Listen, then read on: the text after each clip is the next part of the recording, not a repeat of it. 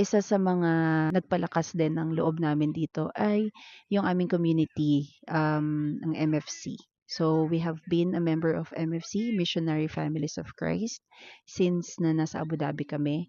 At nung lumipat kami dito, sila yung isa sa mga unang hinanap namin.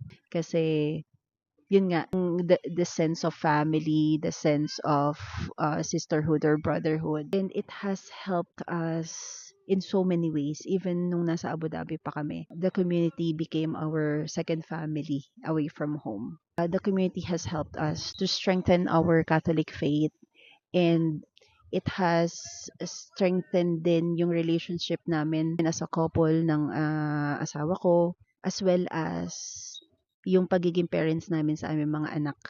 Kasi it's very important that you put Christ in the center of everything in your marriage, in your family, in your life.